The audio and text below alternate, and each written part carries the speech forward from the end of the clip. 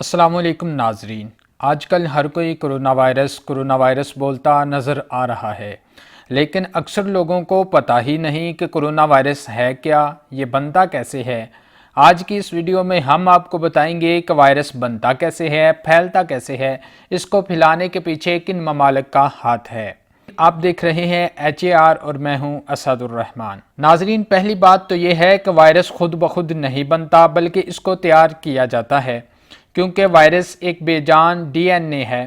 جب اس کو کسی جاندار میں شامل کیا جائے تو بیکٹیریا کی مدد سے یہ منٹوں میں لاکھوں کی تعداد میں بچے پیدا کرتا ہے۔ جب کوئی جاندار اس کو چھوتا ہے تو وائرس اس جاندار میں منتقل ہو جاتا ہے۔ اب ہم اپنی بات کر لیں۔ جب ہماری قوم کو پتہ چلا کہ کرونا وائرس پاکستان میں داخل ہو گیا ہے تو لوگوں نے ماسک غائب کر دیے، لیکن میں آپ کو بتانا چاہتا ہوں کہ کرونا وائرس کے لیے N95 ایک خاص قسم کا ماسک استعمال ہوتا ہے، اور جو ہماری قوم نے لالچ میں آ کر ماسک ذخیرہ کیے ہیں وہ صرف مٹی سے بچنے کے لیے استعمال ہوتے ہیں۔ سب سے ضروری بات یہ ہے کہ وائرس ہوا میں نہیں پھیلتا اور یہ چھونے سے پھیلتا ہے۔ اب بات کرتے ہیں وائرس آیا کہاں سے۔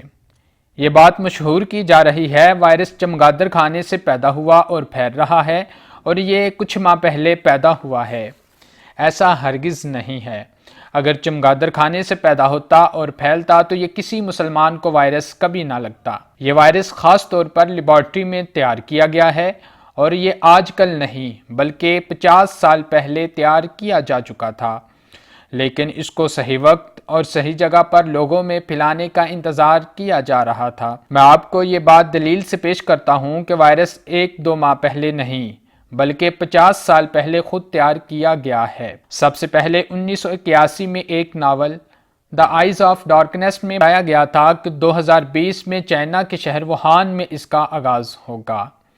پھر 2000 میں چلنے والے ایک مشہور کارٹون میں بھی اس کورونا کا ذکر کیا گیا تھا۔ اس کے بعد 2011 میں ایک انگلش مووی میں بھی کورونا وائرس کا ذکر کیا گیا ہے۔ اور سب سے اہم بات یہ ہے کہ چین کی خفیہ ایجنسی نے اپنی حکومت کو ایک خفیہ رپورٹ پیش کی ہے جس میں انکشاف کیا گیا ہے کورونا وائرس امریکی فوجی چین لے کر آئے تھے۔ ناظرین، اکتوبر 2019 میں چین کے شہر ووہان میں ملٹری گیمز کا انعقاد ہوا تھا جس میں دنیا بھر سے فوجیوں نے شرکت کی تھی۔